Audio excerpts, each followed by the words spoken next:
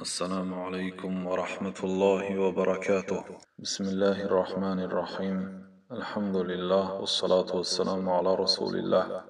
اما بعد، اولین سؤالی که بنده در قبر پرسیده می شود این توحید است. در مسند امام احمد و سنن ابو داود رحمت الله علیهما از براء ابن عازب رضی الله عنه روایت است که جناب رسول الله صلی الله علیه و سلم خبر دادند وقتی میت به قبر گذاشته می شود، روح او به جسد او بر می گردد، دوباره زنده می شود و به نزد او دو فرشته آمده او را می شنانند و او را می پرسند: من ربک، پروردگارت کیست؟ ما دینک، دینت چیست؟ و من نبیک، پیغمبرت کیست؟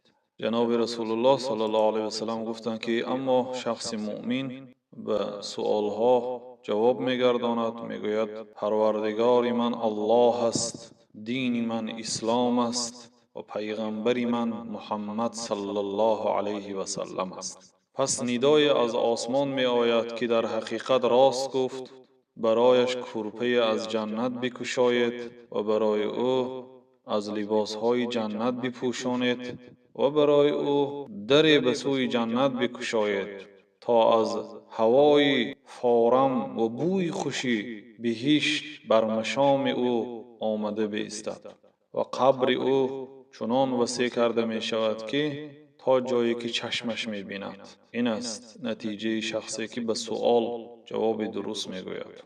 و اما شخص کافر باشد، او به این سؤالها جواب گفته نمی تواند، بلکه وقتی که پرسیده می شود که پروردگارت کیست، دینت چیست، پیغمبرت کیست، او می گوید ها لا ادری، نمی دانم، گویان جواب می گرداند.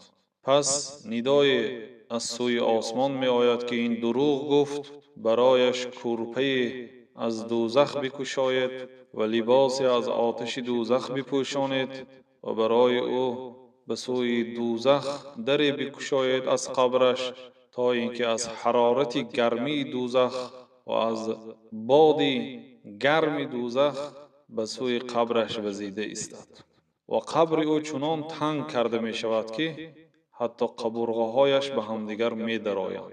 و در حدیث جریر آمده است که برای او یک فرشته موکل کرده می شود که او نابینا است و این چنین نمی شنود.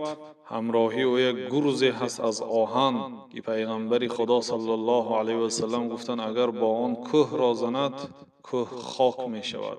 با آن گرز چنان به سرش می زند که تمام مخلوقات ما بین مشرق و مغرب همه می شنوند غیر ثقلین.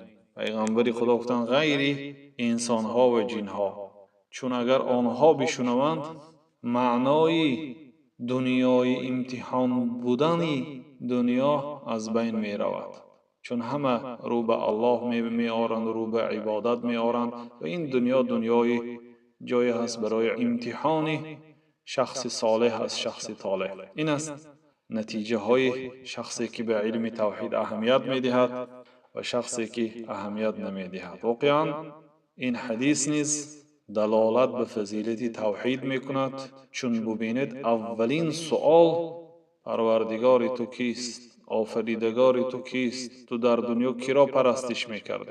الله سبحانه و تعالی برای هر یک ما شما به این سؤال ها پاسخ درست گفتن را نصیب روزی گرداند. صلی الله و سلم علی نبینا محمد و علی آله و صحبه اجمعین.